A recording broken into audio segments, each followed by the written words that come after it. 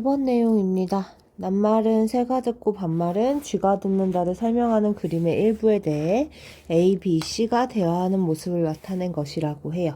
요 속담은 굉장히 과학적인 속담이에요. 그래서 파동의 굴절 원리로 설명할 수 있는 내용인데, 굴절의 원리가 뭐였죠? 항상 어느 쪽으로 꺾인다? 느린 쪽으로 꺾인다. 소리의 속력 같은 경우에는 온도의 영향을 받기 때문에 온도가 낮을수록 속력이 빨라지게 됩니다. 이 내용을 몰라도 그림을 보고 이해를 할 수가 있는데요. 따뜻한 공기보다는 어느 쪽으로 많이 꺾여 있어요? 차가운 쪽으로 꺾여 있어요. 그러면 소리의 속력이 차가운 공기에서가 따뜻한 공기에서보다 느리다라는 걸 알 수가 있죠. 그래서 A와 B는 맞는 말을 하고 있습니다. C예요. 소리의 진동수는 차가운 공기에서가 따뜻한 공기에서보다 크다라고 했는데, 진동수는 파동의 고유한 정체성이라고 했어요. 그래서 진행을 하면서 진동수는 절대 바뀌지 않는다. 진동수가 바뀌면 다른 파동이 되는 거다라고 얘기를 했었죠. 답은 3번. 2번입니다. 그림은 매질 1과 2의 경계면 XX'에서 물결파의 파면이 굴절하는 모습을 나타낸 것이라고 해요. 물리량의 크기가 매질 1보다 매질 2에서 더 큰 것만을 골라보라 라고 했는데, 일단은 보시면 파면과 파면 사이의 간격, 요 간격이 파동의 한 파장을 얘기를 합니다. 화면의 정의 자체가 위상이 같은 지점을 모아놓은 선이거든요. 그러니까 위상이 같은 지점 사이의 간격, 즉 마루와 마루 혹은 골과 골 사이의 간격이기 때문에 이 파면 사이의 간격이 파장이 되는 거예요. 그러면 매질 1에서는 파장이 5cm고 매질 2에서는 파장이 3cm가 되는 거니까 파장은 1에서가 더 크게 되죠.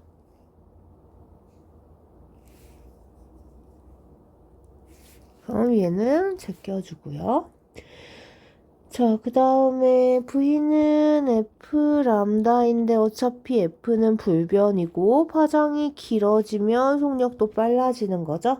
그러면 파장이 1에서가 더 빠르니까 속력도 1에서 더 빨라서 땡이고, 진동수는 불변이고, 주기는 진동수의 역수니까 얘도 역시나 불변이어야 됩니다. 그래서 답은 1번. 3번입니다. 광통신에 대한 설명으로 옳은 것만은 보기에서 있는 대로 골라보라 라고 했어요.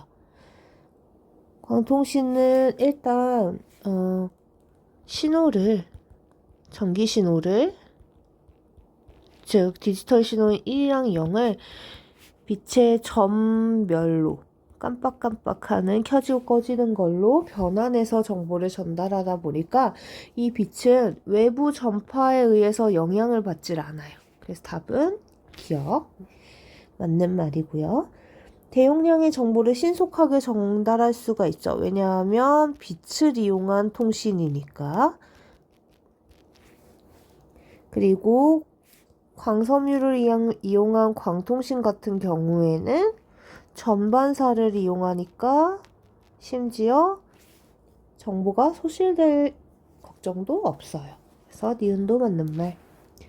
광섬유가 한번 끊어지면 연결하기 어려운 단점이 있다. 맞는 말이었죠? 우리 보면서 이거 보통 해양에 많이 설치를 해두는데 그걸 고치려고 점수가 들어가는 어려움도 있었고, 무엇보다 광섬유가 끊어지면 걔네들이 이제 끝이 파손돼가지고 정보가 소실이 많이 되기도 하는데, 얘네들 똑같은 물질로 연결을 해줘야 되거든요.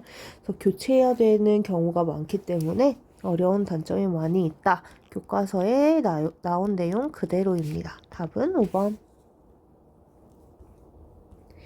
4번입니다. 진공 상태에서 어떤 파동이 진행하는 모습을 나타낸 것이래요. 전기장과 자기장이 파동을 서로를 유도하면서 공기를 타고 퍼져나가니까 얘의 정체는 전자기파겠네요. 자, 전자기파 같은 경우에는 뭐의 일종이냐면 횡파의 일종이에요. 그러면 전자기파를 이루는 전기장과도 그리고 자기장과도 진행 방향이 서로 수직이어야 되죠. 그래서 전기장은 지금 X축 방향으로 진동을 하고 있고 자기장은 Y축 방향으로 진동을 하고 있어요. 그럼 당연히 파동의 진행 방향은 Z축이 될 수 있겠죠? 니은입니다. 파장이 길수록 파동의 속력이 빠르다라고 얘기를 했는데 진공에서는 파동의 속력이 항상 어때야 돼요? C로 일정해야 돼요. 이 말이 맞는 말이긴 하지만 진공에서 진행하고 있고 매질이 같으면 속력이 항상 같기 때문에 얘는 매질이 다른 경우에만 성립하는 문장입니다. 디귿이에요. 매질 없이도 진행하며 에너지를 전달하는 유일한 파동이죠. 답은 3번. 자, 5번입니다. 그림은 무반사 코팅한 렌즈에서 빛의 경로를 나타낸 것이라고 해요. 이에 대한 설명으로 옳은 것만을 보기에서 있는 대로 골라보라고 하네요. 자, 무반사 코팅은 이 코팅막을 이용해서 공기와 코팅막 사이에서 반사한 빛 기역과 코팅막과 렌즈 사이에서 반사한 빛 니은이 서로 상쇄 간섭을 일으키게 만들어줍니다. 그래서 반사되는 빛을 사라지게 만들어주는 게 바로 무반사 코팅이에요. 반사를 못하게 한다는 뜻이죠. 자, 그러면 당연히 상쇄 간섭이니까 회절이 아니라 간섭 현상을 일으킨 거고요. 이용한 거고요. 소음 제거 이어폰에도 당연히 동일한 원리가 사용이 됐죠. 소음을 제거한다는 건 외부 소리를 분석해서 정확하게 위상이 반대인 파동을 발생시켜 상쇄 간섭을 일으키는 거니까 얘는 맞는 말. 디귿입니다. 기역과 니은의 위상이 반대가 되도록 코팅막을 조절한다. 맞는 말이죠? 상쇄 간섭이 일어나야 되니까. 그래서 답은 4번. 6번입니다. 그림은 전자기파에 대해 판서한 내용이라고 해요. 이에 대한 설명으로 옳은 것만을 보기에서 있는 대로 골라보라 라고 되어 있네요. 기억입니다. A는 라디오파보다 에너지가 크다 라고 했는데 적외선 바깥에 있는 파동의 이름은 전파고 전파의 종류는 두 가지가 있었어요. 상대적으로 에너지가 좀 큰 편인 마이크로파와 더 작은 라디오파였죠. 그래서 진동수가 클수록 에너지가 더 큰 거기 때문에 기억은 맞는 말이 되는 겁니다. 니은이에요. 열 화상 카메라는 우리 몸에서 방출되는 적외선을 감지하는 거죠. 우리가 반짝반짝 빛이 나지 않는 이유는 온도가 좀 낮은 편이고 온도가 다 낮은 물질에서 방출되는 일반적인 빛은 적외선이니까 이 적외선을 감지하는 게 바로 열 화상 카메라죠. 네, B는 적외선과 자외선에 있는 빨간색과 보라색 사이에 가시광선이니까 땡인 겁니다. 디귿이에요. C는 투과력이 강해서 X선이죠. 물질의 내부 모습을 알아보는데 사용이 돼요. 비파괴 검사에 사용되는 전자기파입니다. 7번이에요. 그림 가는 전자기파가 나는 음파가 매질 A에서 매질 B로 진행하는 모습을 나타낸 것이라고 해요. 매질 A와 B는 각각 공기와 물 중 하나라고 합니다. 일단은 보면은 얘 진행 방향을 봤을 때 이렇게 굴절을 하거든요. 항상 진행 방향은 화면의 수직이기도 하고 화살표를 따라가도 괜찮아요. 자, 그러면 원래대로면 쭉 직진했어야 됐는데 매질 B쪽에 가까우니까 이 가에서 파동의 속력은 A에서가 B에서보다 빠른 게 되는 거죠. 자, 그 다음에 우리 경계면을 한번 그려보도록 할게요. 매질의 경계면.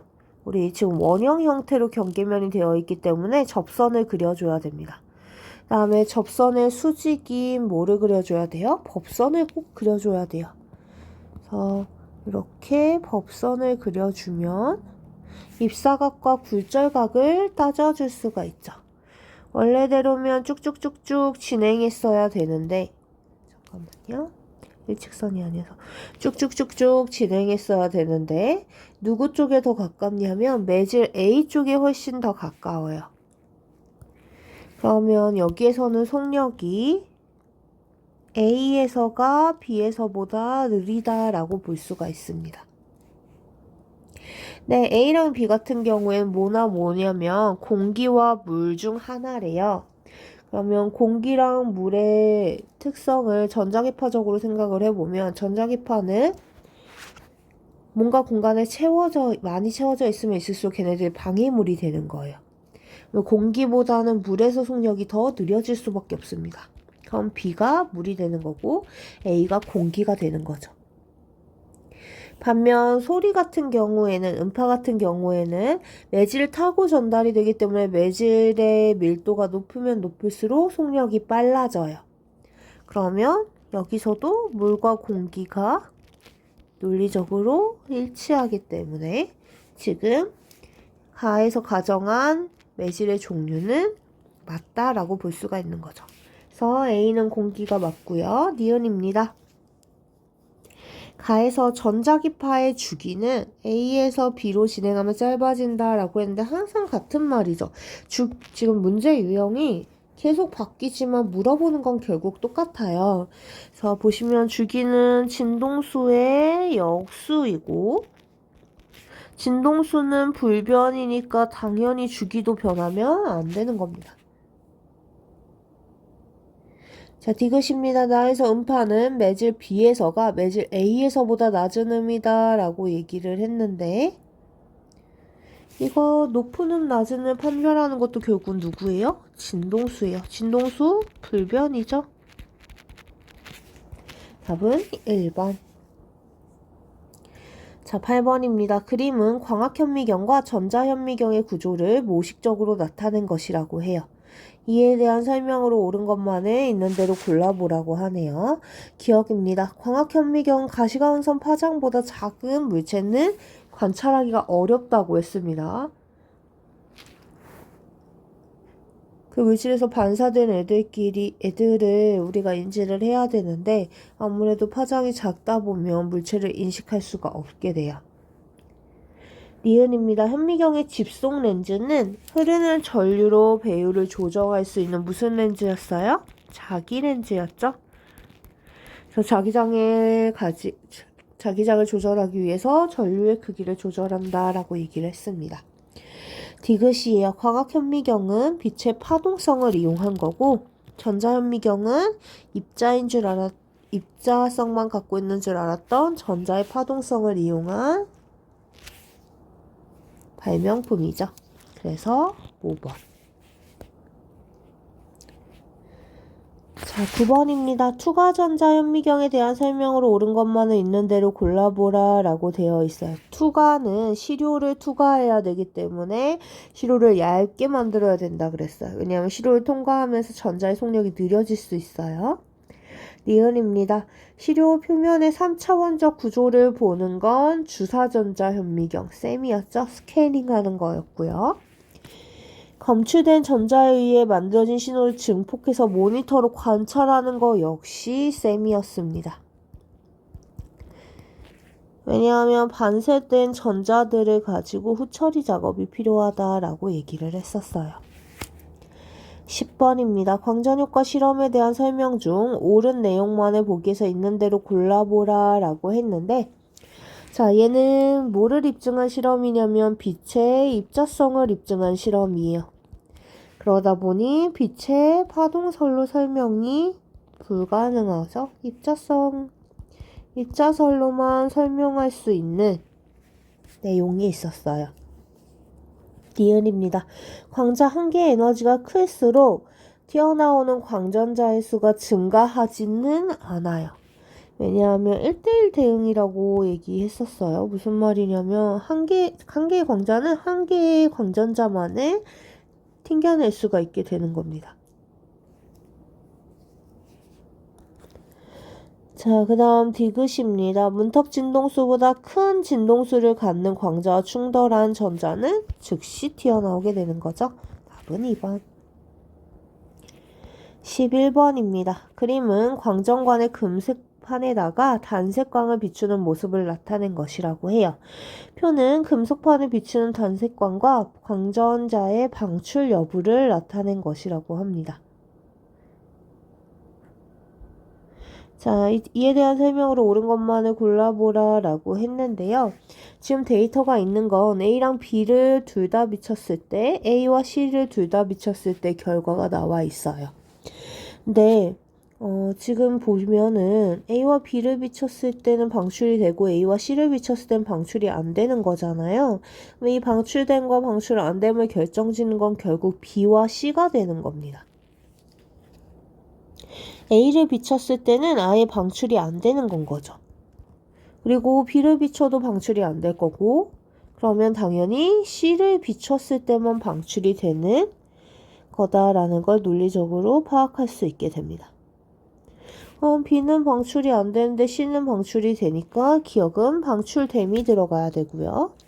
니은입니다. 단색광의 파장은 A가 B보다 길다라고 얘기를 했는데 A와 B는 지금 미안해. 다시 할게요. 지금 실수했죠. 반대로 풀었어요. A와 B, A와 C에서 결과가 다르게 나왔기 때문에 A는 여기다 영향을 못 끼친 게 되는 거고 B에 의해서 지금 전자가 방출된 거고 C가 방출을 못한 거죠. A는 당연히 방출을 못한 게 되는 거고요. 그러면 B랑 C를 비춰주면 B는 방출하고 C는 방출 못했으니까 방출됨이 들어가야 되는 거고 A와 B를 비교해 봤을 때 A는 방출을 못했는데 B는 방출을 했어요. 그러면 에너지는 A보다 B가 크다라는 게 되는 거예요. 에너지가 더 크면 파장은 더 짧아야 되죠? 왜요? 에너지는 진동수에 비례하고 진동수는 파장에는 반비례하니까. 그래서 A가 B보다 더 길다가 맞는 말이 되는 겁니다. 디귿이에요. 금속판의 문턱 진동수는 단색광 C의 진동수보다 크다라고 했는데 필요로 하는 에너지가 더 큰지를 물어보는 거잖아요. 그래서 C를 비춰주면은 당연히 전자가 튀어나오지 못했으니까 문턱 진동수가 C보다 더 큰 값을 가져서 광전 효과가 안 일어나게 된 거죠. 답은 5번. 12번입니다. 그림은 광전관의 금속판에 단색광인 빛 A 또는 B를 비추고 광전류의 세기를 측정하는 장치를 나타낸 것이라고 해요. 표는 금속판에 비추는 A, B의 세기와 진동수를 나타낸 것이라고 합니다. 빛 A 또는 B를 비추었을 때 금속판에서는 모두 광전자가 방출되었대요. 그래서 A랑 B는 일단 기본적으로 광전 효과를 일으키는 건 거예요. 그러면 금속판의 문턱 진동수가 A랑 B 중에 진동수가 더 낮은 F0를 비췄을 때도 튀어나오는 거니까 F0보다 작구나 라는 것을 알 수가 있습니다. 그러면 기억은 땡이 되는 거죠. 자, 그러면 둘 다 광전 효과는 일어나는 상황인데 빛의 세기가 B가 더 커요. 그러면 튀어나온 광전자의 수도 B를 비췄을 때가 더 많을 거예요. 광전자의 수가 크다라는 게 무슨 말이냐면 흐르는 이동하는 전자의 개수가 많아지는 거니까 그만큼 전류가 많이 흐른다라는 뜻이 되는 겁니다. 그래서 B를 비출 때가 A를 비출 때보다 더 크게 되는 거죠. 디귿이에요. B를 비추는 시간이 길어질수록 방출되는 광전자의 최대 운동 에너지도 증가한다 라고 했는데 광전자의 최대 운동 에너지는 오로지 뭐랑 상관이 있다 그랬죠? 비춰준 빛의 에너지랑만 상관이 있었습니다. 광자의 에너지랑만 상관이 있었기 때문에 얘가 오래 비춰준다 그래서 광전자의 최대 운동 에너지가 증가할 수는 없어요. 그렇게 되면 이거는 입자성이 아니라 하동성을 갖는다는 증거가 되는 거죠. 답은 2번. 13번입니다. 그림은 단색광 A, B, C를 금속판 P에다가 비추는 모습을 나타낸 것이라고 해요. A, B를 각각 비추었을 때는 광전자가 방출되지 않았고 C를 비추었을 때만 광전자가 방출되었대요. 이때 금속판을 Q로 교체를 하는 겁니다. 그리고 A, B, C를 비췄더니 A를 비출 때만 광전자가 방출되지 않았대요. 그러면 Q일 때는 C도 광전자를 방출시켰고 B도 광전자를 방출시켰어요. 그러면 우리가 일단 A, B보다는 C가 에너지가 더 크겠구나라는 걸 처음에 추론해 볼 수가 있는데 Q로 교체를 했을 때 B도 방출을 했으니까 C보다는 B가 작고 A가 가장 에너지가 작은 빛이구나를 판단할 수가 있게 됩니다. 그래서 기억은 맞는 말. 자, 금속판의 문턱 진동수는요, P가 Q보다 크다라고 되어 있는데 맞는 말이죠. 금속판 P를 비췄을 때는 C에 의해서만 광전자가 방출됐지만 Q에서는 B에 의해서 또 방출이 됐으니까. 자, 그 다음에 디귿입니다. C에 의해 방출된 광전자의 최대 운동 에너지는 금속판 Q에서가 금속판 P에서보다 크다라고 했는데 얘를 떼어내는데 필요한 에너지가 P에서보다 Q에서 더 작은 거거든요. 그래서 속박 에너지. 전자가 속박되어 있는 에너지가 P에서보다 Q에서 작은 거기 때문에 그러면 우리 최대 운동 에너지 얘는 어떻게 나오는 거냐면 광자의 에너지에서 뭐를 빼준 값이었어요? 속박된 전자의 에너지를 빼준 값이 바로 최대 운동 에너지니까 똑같은 광자의 에너지일 때 속박 에너지가 작을수록 최대 운동 에너지가 커지게 되는 거죠. 그래서 Q에서가 P에서보다 당연히 커질 수밖에 없습니다. 14번이에요. 그림은 줄에서 연속적으로 발생하는 두 파동 PQ가 서로 반대 방향으로 X축과 나란하게 진행할 때 두 파동이 만나기 전 T는 0인 순간 파동 PQ의 모습을 나타낸 것이라고 해요. Q의 주기는 4초이고 P의 주기의 4배래요. 그러면 얘는 TQ는 4초이고 TP는 1초구나를 먼저 써놓도록 할게요. 자, 얘가 왜 중요하냐면 주기의 역수가 바로 진동수이기 때문이죠. 그러면 우리 진동수는 1이고 Q의 진동수는 4분의 1이 되는 겁니다.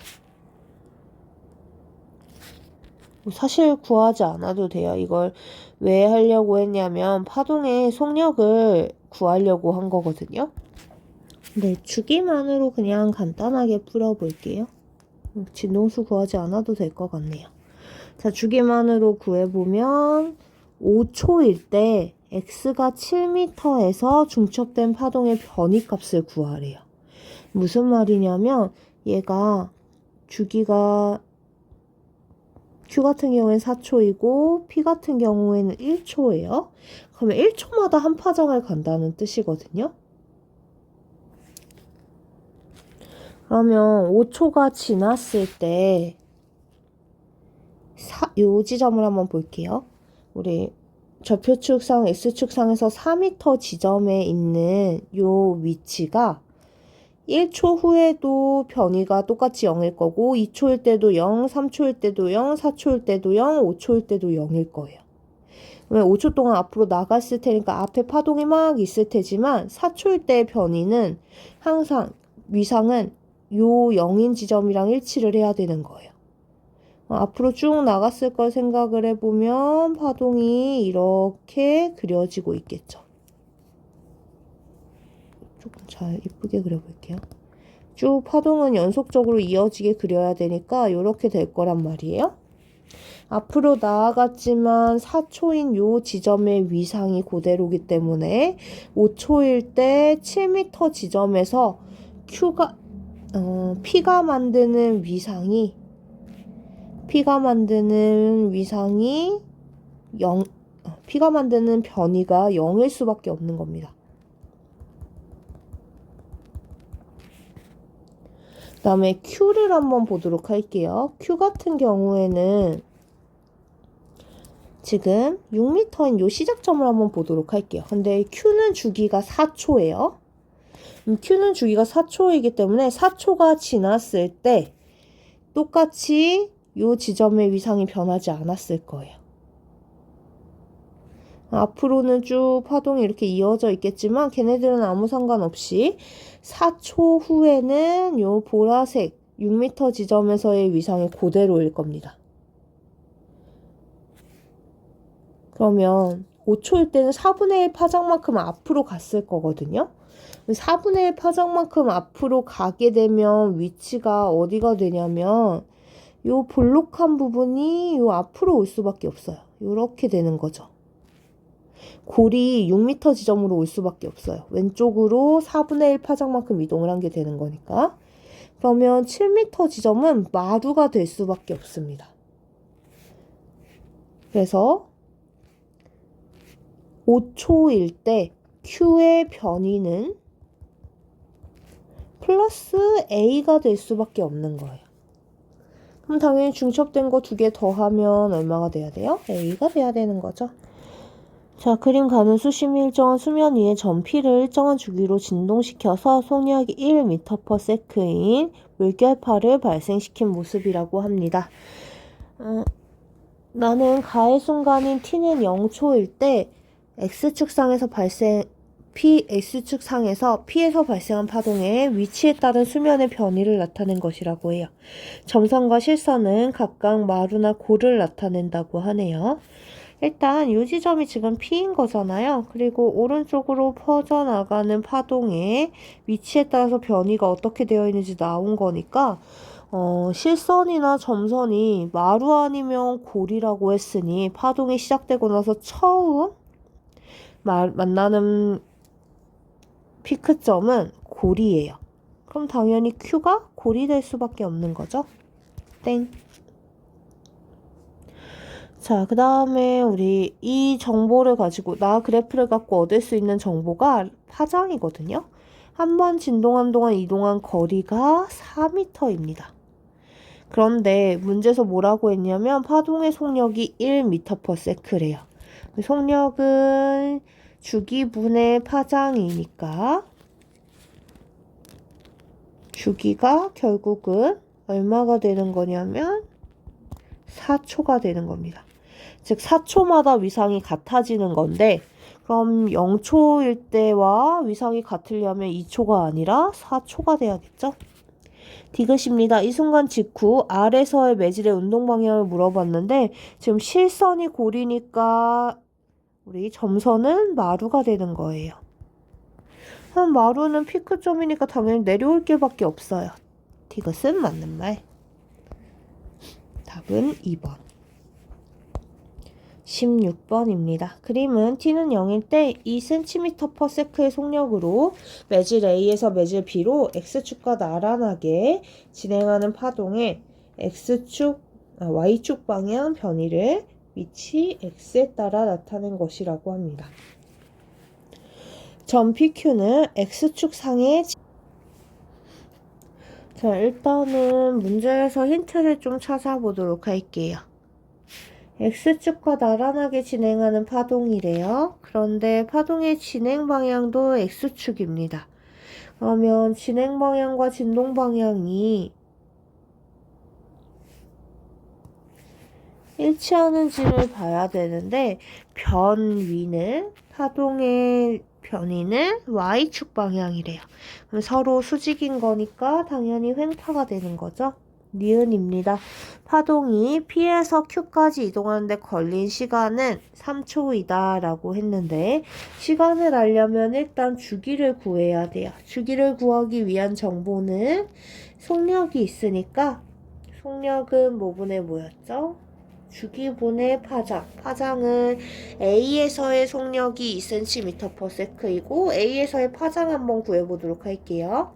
마루에서 마루까지의 거리 몇 미터? 몇 cm? 4cm. 그러면 한 파장의 길이는 4cm이고 주기 모르는데 속력이 2cm/s래요. 주기는 얼마? 2초가 되는 거죠. 자, 주기는 변하는 존재예요? 변하지 않는 존재예요? 얘는 불변입니다. 주기는 변하는 게 아니에요. 그럼 한 파장 이동하는데 걸리는 시간이 2초래요. A에서건 B에서건 한 파장 이동하는데 걸리는 시간은 2초인 겁니다. 그러면 P에서 Q까지 이동하는데 몇 파장인지를 확인하면 되는 거거든요. 자, 한 파장하고도 반 파장이죠. 그러면 1.5파장을 이동을 한 거니까 2초 더하기 1초 해서 3초가 걸리는 게 맞습니다. 자, 그 다음으로 할 내용은 P와 Q의 시간이 지났을 때 이동, 변이의 매질의 운동 방향을 물어봤어요. 그러면 우리 오른쪽으로 지금 이동하는 파동이잖아요. A에서 B로 이동을 하는 거니까. 그러면 조금씩 오른쪽으로 얘네들을 옮겨줘 보는 거예요. 이렇게. 너무 못 그렸다. 얘가 시간이 지나면 이렇게 파동이 이동을 하게 되겠죠. 너무 못 그렸는데 다시 한 번만 그릴게요. 이런 식으로 이렇게 오른쪽으로 이동을 했을 거예요. 그러면 P점은 변이가 위로 올라간 거고 확대해서 P점은 보라색으로 얘네들의 파동이 변한 거니까 위로 올라간 거고 Q점은 내려간 게 되는 겁니다. 지우고 한번 다시 설명해 드릴까요? 네. 파동이 오른쪽으로 이동을 할 거기 때문에 얘가 전체적으로 파동이 오른쪽으로 이렇게 이동을 했을 거라는 거예요. 그럼 매질은 제자리에서 진동만 하니까 매질이 어떻게 이동하는지를 보면 요 지점에 있던 애가 요 지점으로 바뀌었기 때문에 위로 올라간 거고 요 지점에 있던 애는 요 지점으로 바뀐 거니까 내려간 게 되는 거예요. 그래서 답은 땡이고 기억 니은. 자, 그림 가는 단색광 X가 매질 1, 2, 3의 반원형 경계면을 지나는 모습을 나타낸 것이라고 합니다. 이때 나는 광섬유의 구조를 나타낸 것이라고 해요. 매질 1, 2, 3을 이용해서 광섬유를 만들 때 임계각이 가장 작은 경우를 구해보래요. 그럼 일단 임계각이 작을 조건을 좀 알아야 되는데요. 임계각은 굴절각이 90도일 때 입사각을 얘기하기 때문에 얘를 sin IC라고 하면 얘는 매질의 속력비로 이렇게 구할 수가 있어요. 네, 일단 임계각이라고 하는 것 자체가 전반사가 일어날 때만 정의될 수 있는 값이기 때문에 항상 전반사가 일어나려면 느린 매질에서 빠른 매질로 이동을 해줘야 됩니다. 그러면 입사한 매질의 속력이 굴절한 매질의 속력보다 작을 수밖에 없어요. 요 두 조건 하에 임계각이 작을 때를 구하고 싶은 거거든요. 그러면 요 값 자체가 작아져야 되는 겁니다. 근데 VI가 VR보다는 작을 수밖에 없으니까 그냥 이럴 때는 숫자를 넣어서 가정을 해주는 게 제일 편하거든요. 그래서 VI의 값을 1로 고정을 해보도록 할게요. 그럼 VR은 1보다 큰 값일 텐데 얘가 크면 클수록 임계각은 작아지게 되는 거예요.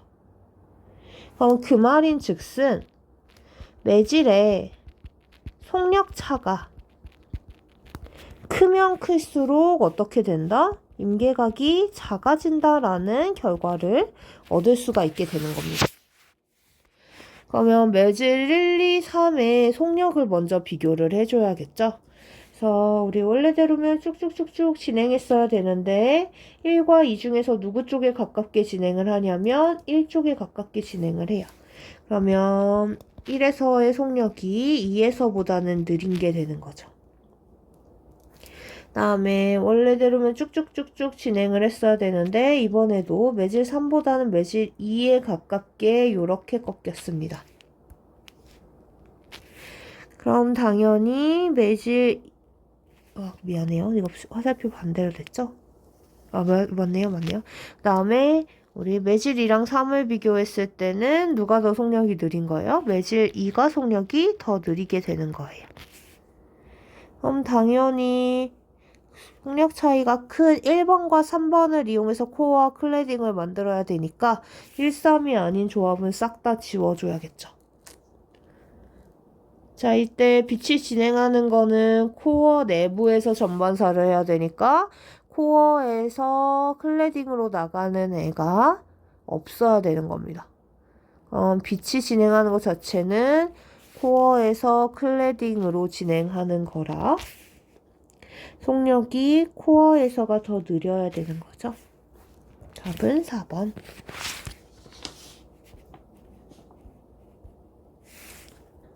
자, 그림은 두 점 S1, S2에서 같은 진폭과 위상으로 발생시킨 두 수면파가 시간 t는 0일 때의 모습을 평면상에 나타낸 것이라고 합니다.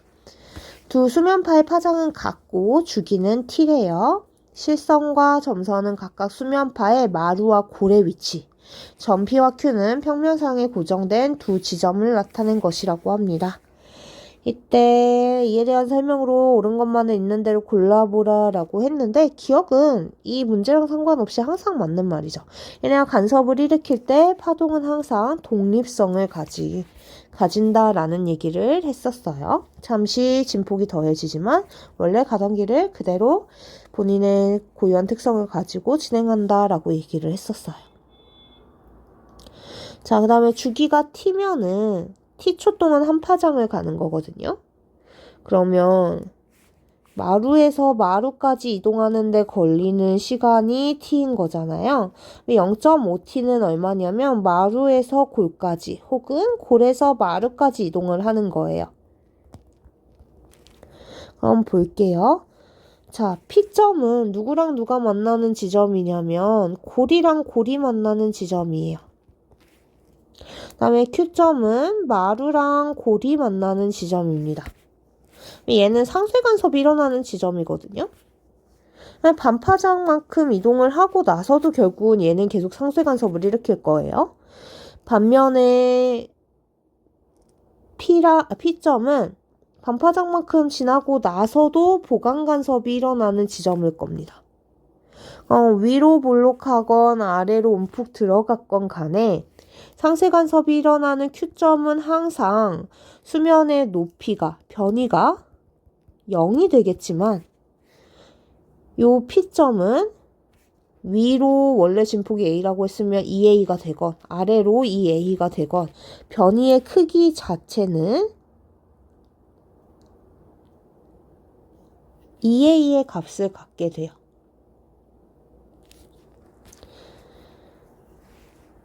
그런데 얘는 골골에서 반파장만큼 이동한 거니까 당연히 마루에서 마루와 마루가 더해진 게 될 테니 플러스 2A의 변이를 갖게 되고 P 지점이 훨씬 Q 지점보다는 클 수밖에 없는 거죠. 디귿입니다. S1과 S2를 잇는 직선상에서 상쇄 간섭이 일어나는 지점, 점선과 실선이 만나는 지점의 개수를 찾으면 되는 거죠. 그래서 얘는 지금 보강이고, 얘도 보강이고, 얘도 보강이고, 그 다음에 얘도 보강이고, 얘도 보강이에요. 그 다음에 S1과 S2도 보강입니다. 그럼 당연히 보강과 보강 사이는 무슨 간섭이에요? 상쇄 간섭. 하나, 둘, 셋, 넷, 다섯, 여섯. 그래서 땡. 왜냐하면 보강 간섭과 보강 간섭 사이는 상세 간섭이 될 수밖에 없습니다. 만약에 한 파장 차이 나는 보강 간섭이면 그 다음 보강 간섭은 두 파장 차이 날 거 아니에요. 그럼 그 가운데 값은 1.5 파장 차이 나는 지점일 거고, 그럼 당연히 상세 간섭이 일어나는 지점인 거죠. 19번입니다. 실험은 반원형 매질 A, B, C를 그림과 같이 서로 붙여놓고 단색광 P의 입사각 I를 변화시키면서 굴절각 R을 측정하는 모습이라고 해요. 그래프는 측정한 결과 sin I 값을 sin R에 따라 나타낸 것이라고 합니다. 자, 이 문제는 기울기를 좀 이용하면 좋아요. 그래서 일단 기울기를 해석을 해보도록 할게요. 굴절 내용이 나오면 무조건 스넬의 법칙을 쓸 수밖에 없는데 여기에서의 기울기를 구해보면 sin R분의 sin I가 기울기가 되는 거거든요.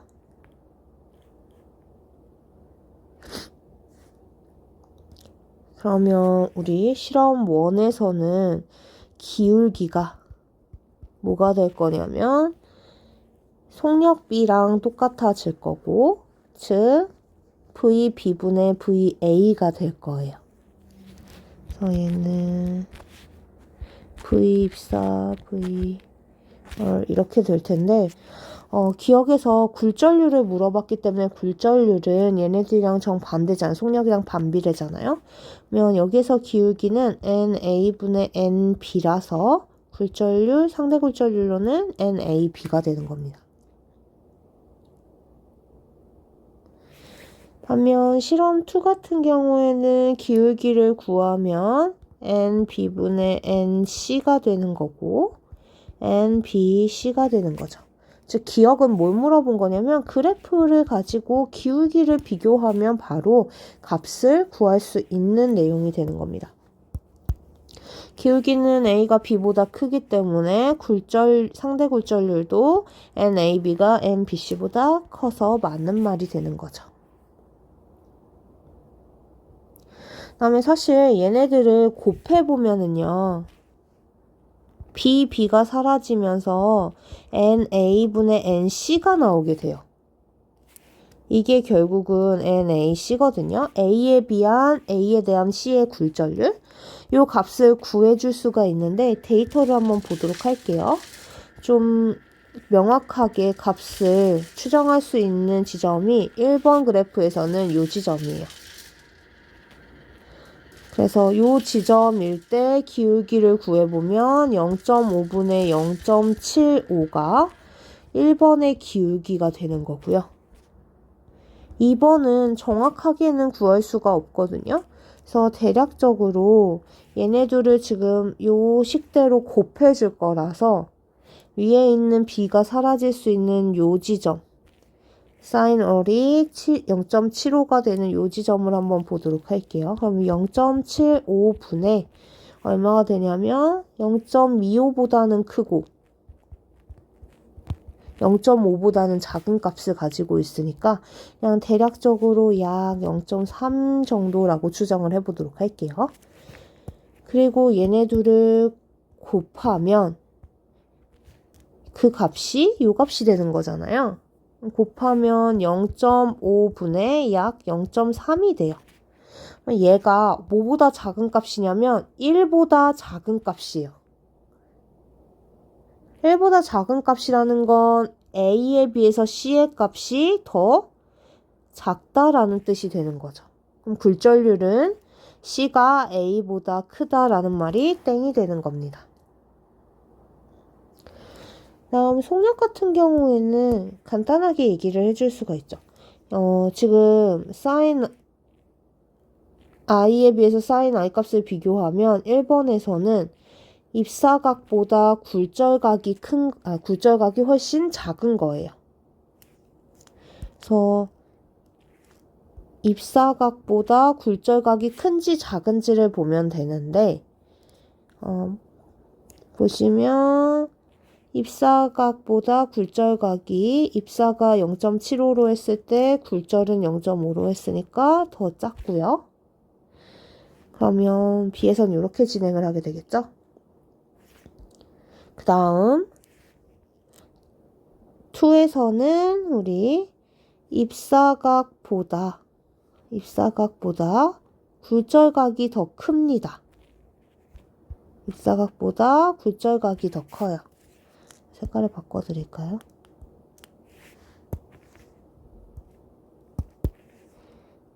입사각보다 굴절각이 더 커요. 그럼 이렇게 꺾이는 거거든요.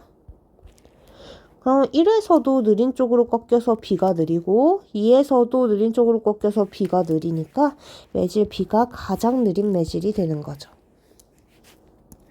그림은 단색광을 매질 1에서 중심이 5인 원형 모양의 매질 3을 향해 입사각 세타로 입사시켰더니 점 P에서 반사해 매질 2를 향해 임계각 세타 C로 입사하는 모습을 나타낸 것이라고 해요.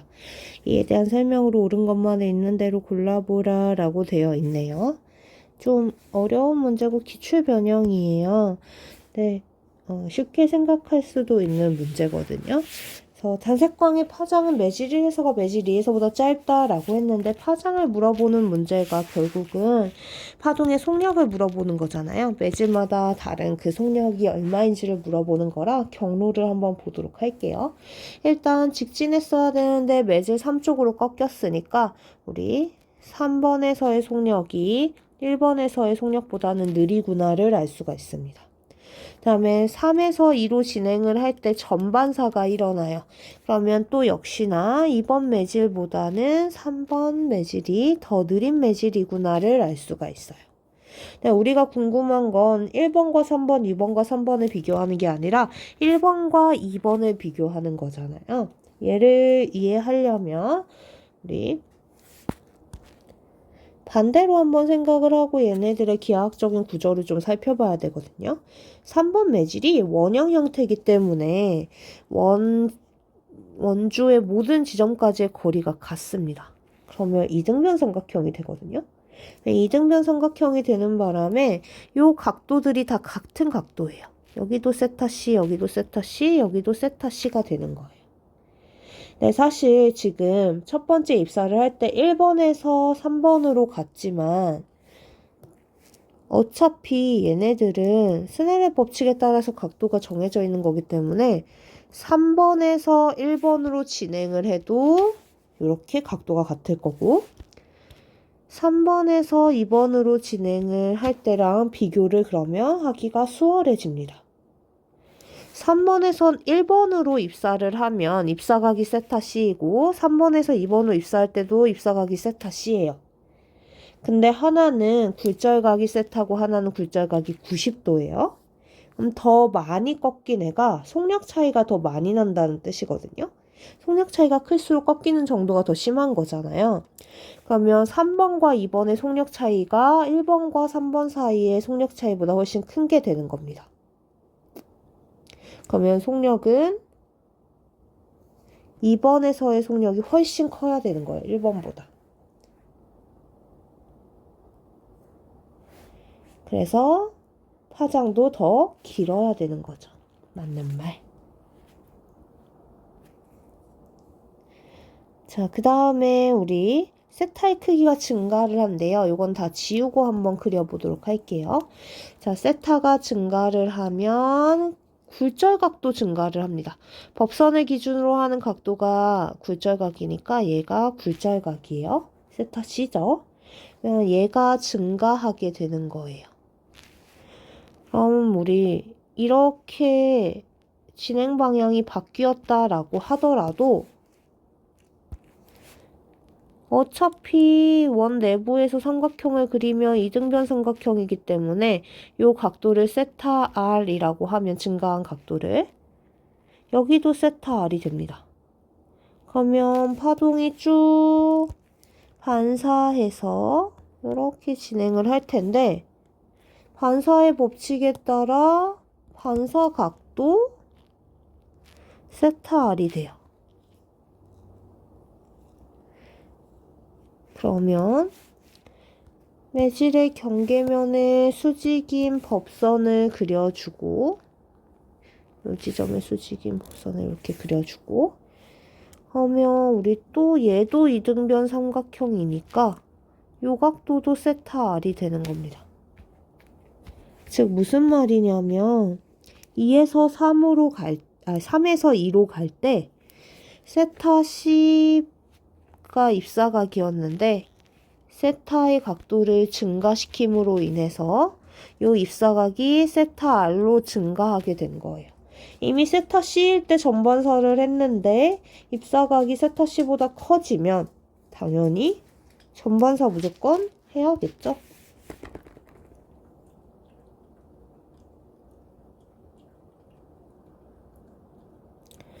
자, 그 다음에 스넬의 법칙 한번 써보도록 할게요. 사인 세타로 입사했을 때 굴절각이 사인 세타 R이었어요. 여기 어디에서 어디로 진행할 때? 1에서 3로 진행할 때. 그 다음에 3에서 2로 진행을 할 때 입사각이 사인 세타 C였고 굴절각이 90도였습니다. 그럼 만약에 1번에서 2번 매질로 사인 세타로 입사를 하면 굴절각이 얼마냐가 궁금한 거잖아요. 얘네 둘 곱하면 어떻게 돼요?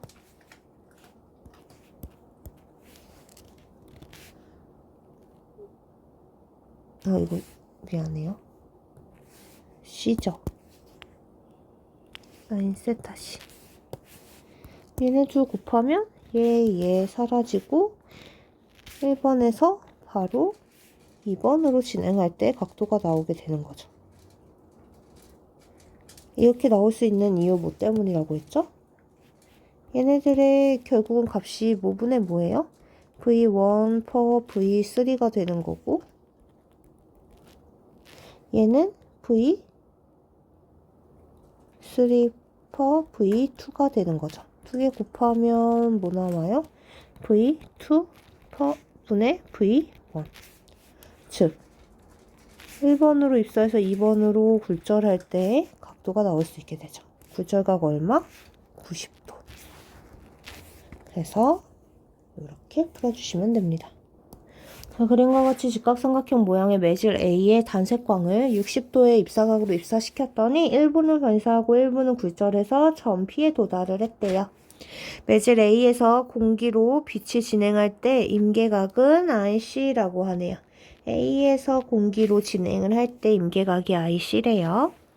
그러면 일단 이 굴절각을 좀 구해보도록 합시다. 지금 P를 포함한 이 삼각형이 하나 만들어지니까 삼각형 내각의 합은 180도인 걸 이용을 해주면 이 각도가 45 더하기 15에서 60이니까 120도가 나와야 돼요. 그럼 여기는 30도가 되는 겁니다. 그럼 스넬의 법칙 한번 써볼까요? 입사를 60도로 했을 때 굴절을 30도로 하고 얘네들은 결국은 입사한 공기의 속력과 굴절한 A의 속력비로 표현이 되는 거죠. 값 계산하면 얼마 나오냐면 사인 60도 2분의 루트 3, 사인 30도 2분의 1. 그러면 루트 3이 나오게 됩니다. 자, 근데 뭐를 구하라고 했냐면 A에서 공기로 진행할 때 임계각의 사인 값을 구하래요. 한번 봐봐요. 사인 임계각으로 입사했을 때 굴절각은 이렇게 될 거고 요 값은 VA per V0이 될 겁니다. 위에서 값을 구했는데 얘를 뭐만 해주면 되겠어요? 역수 처리만 해주면 되는 거예요. 그래서 sin IC는 루트 3분의 1이 됩니다. P점에서 단색광의 전반사 여부를 구하라고 했어요.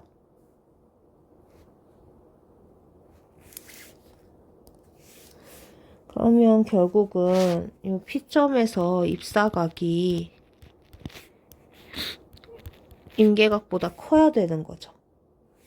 그러면 입사각의 사인 값도 사인 P라고 합시다. 사인 값도 임계각의 사인 값보다 커야 되는 건데 지금 입사는 법선 이렇게 그리면 45도로 하는 거죠.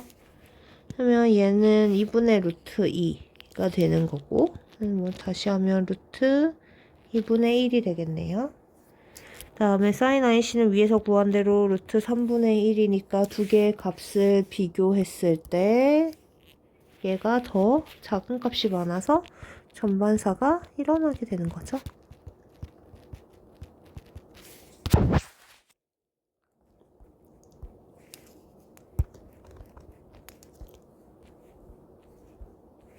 자, 그림은 t는 0일 때 매질 1에서 1m/s의 속력으로 매질 2를 향해 진행하는 진폭이 A인 연속적인 파동의 변이를 위치에 따라 나타낸 것이라고 해요. 아래 그래프 양식에다가 1m 지점에서 파동의 변이를 시간 t에 따라 나타내라고 했네요. 그럼 1m 지점이 0초일 때 이미 마루이니까 여기서 시작을 해야 되긴 해요. 여기서 시작을 해서 파동은 오른쪽으로 진행을 하니까 조금 오른쪽으로 옮겨서 한번 그려보도록 할게요.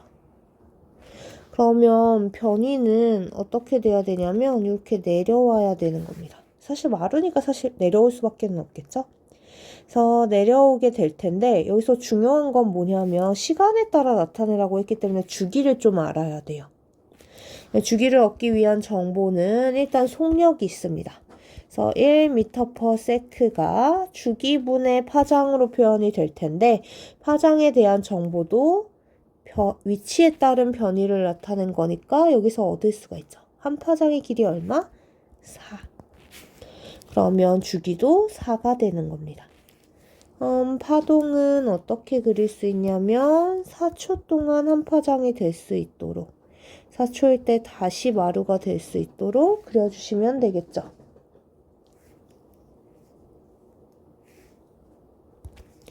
그래서 이렇게 그려주시면 되는 거예요.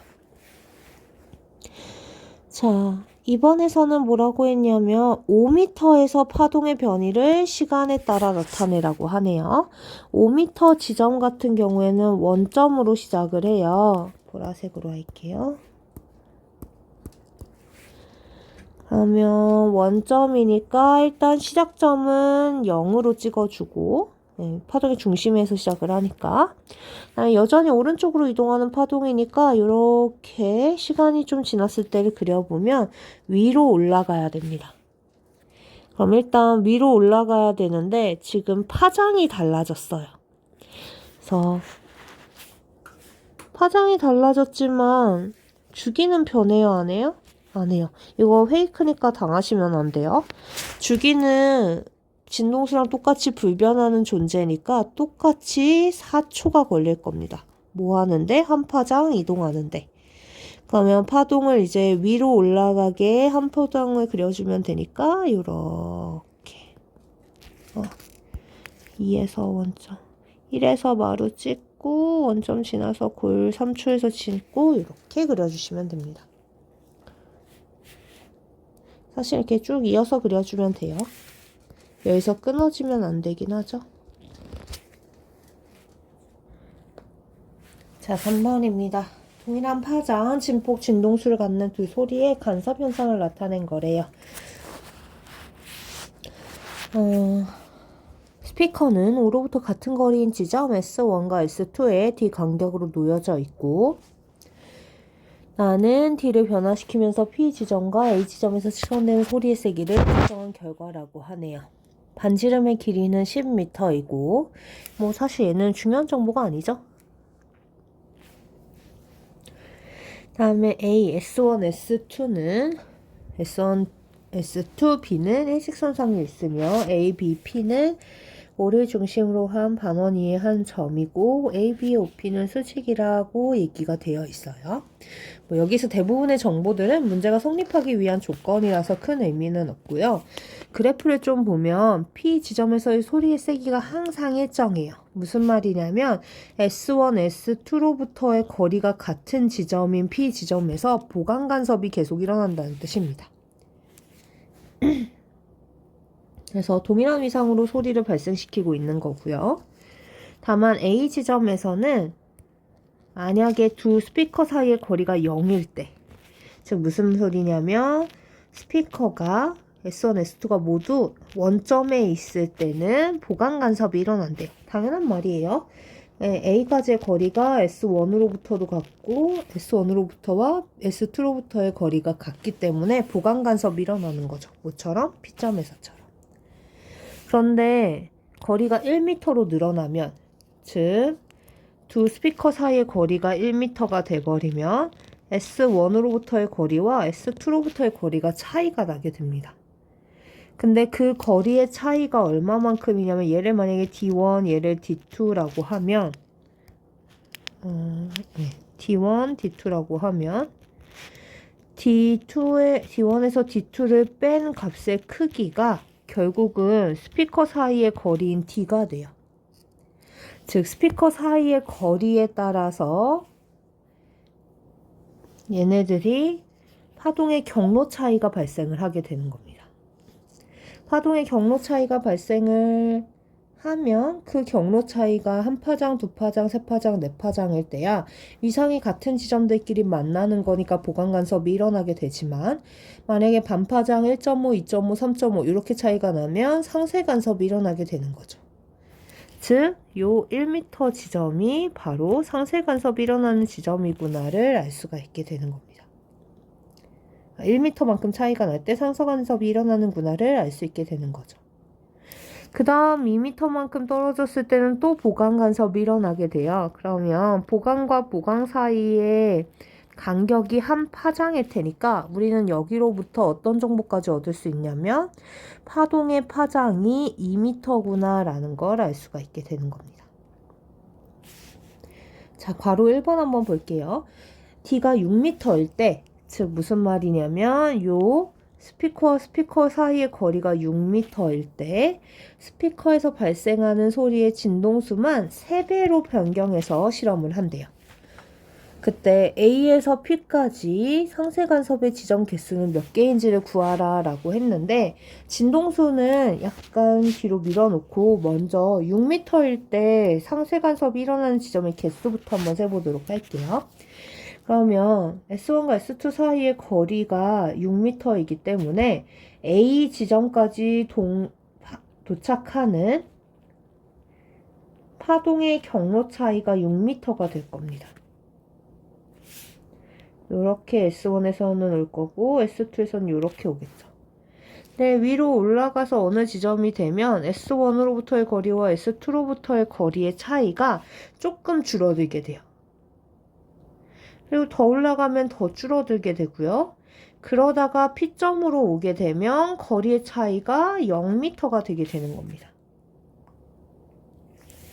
그럼 원호 위에서, 반원호 위에서 경로가 0에서부터 6m 사이, 경로차가 0에서부터 6m 사이인 모든 점들이 이렇게 놓여지게 되는 거거든요.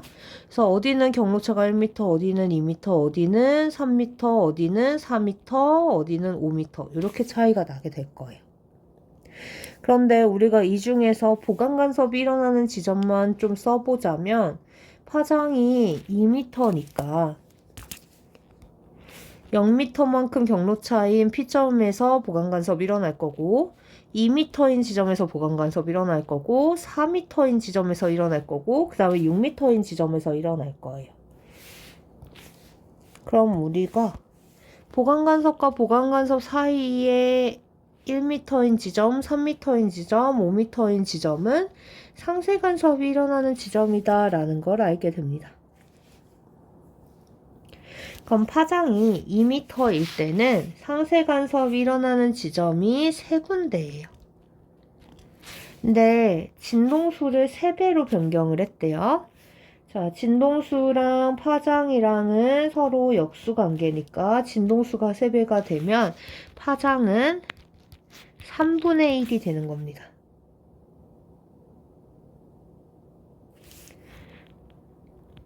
그래서 3분의 2m가 되는 거예요. 그럼 0에서 6m 사이에 3분의 2m, 3분의 4m, 3분의 6m 쭉쭉쭉쭉 나아가서 3분의 18m까지가 보강 간섭이 일어나는 지점들인 거죠. 근데 결국은 그러면 파장이 3분의 1이 됨으로 인해서 보강 간섭이 일어나는 지점도 파장이 3분의 1이 되면서 보강 간섭이 일어나는 지점도 3배만큼 늘어날 거거든요. 그러면 상쇄 간섭이 일어나는 지점도 3배만큼 늘어나게 될 거예요. 그러면 상쇄 간섭이 일어나는 지점의 개수는 9군데가 되는 겁니다.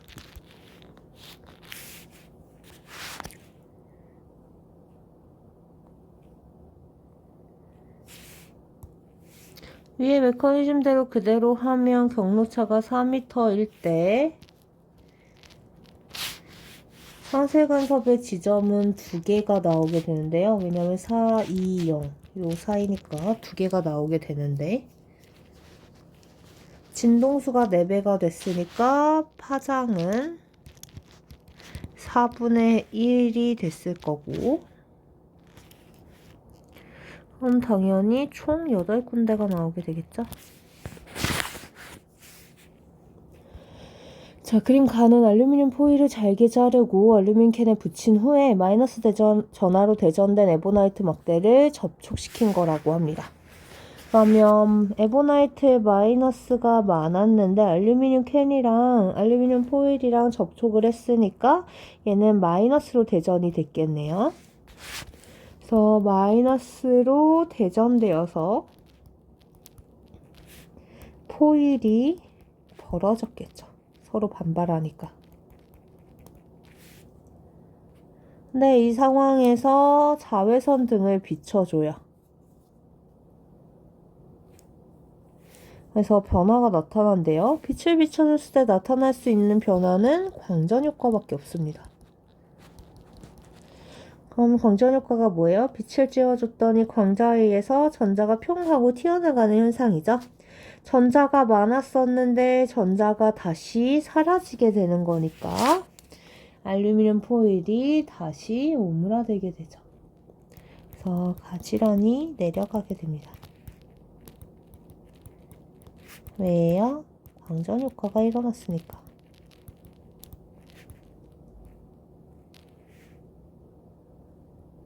전자가 줄어들어서 전기적 반발이 줄어들게 된 거죠.